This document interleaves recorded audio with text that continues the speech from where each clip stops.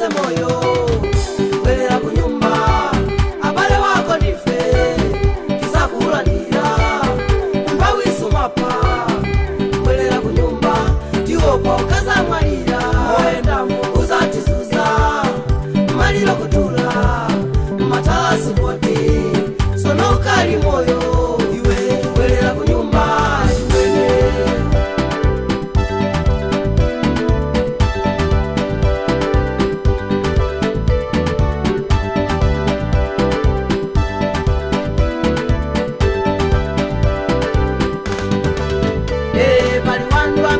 chona tauni cholinga jeni jeni komali achinyama tambira chona tauni cholinga jeni jeni komali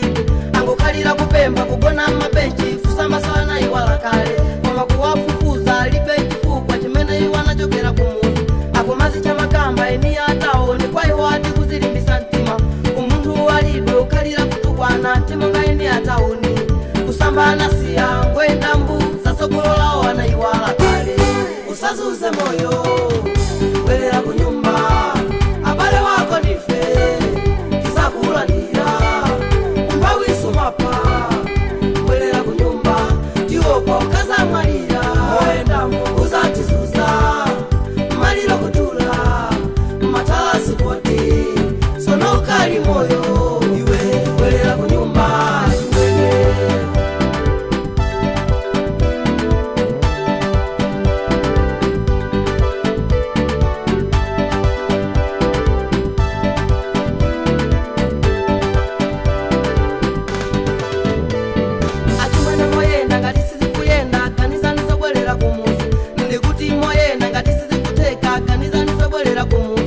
nachoke mutatu kwana kapena kupa mundu mukazafika zakulandirani muli nimbambo zambiri kupatikiza yapa bale wanu minda anasunga mukasekule madimba monga mukuziwa masiku anochuma chili muntaka mukasekule mafamu monga mukuziwa masiku anochuma chili muntaka koma ngati ukukana uzala waumbana mapeto ake uzatira mpanja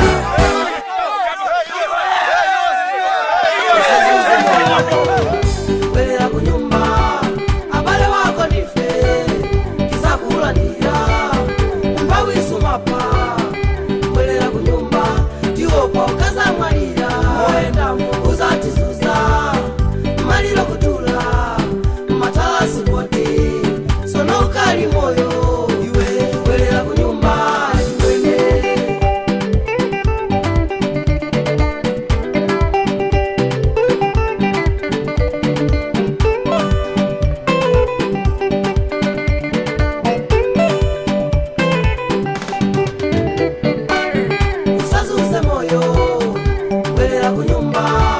abale wako nife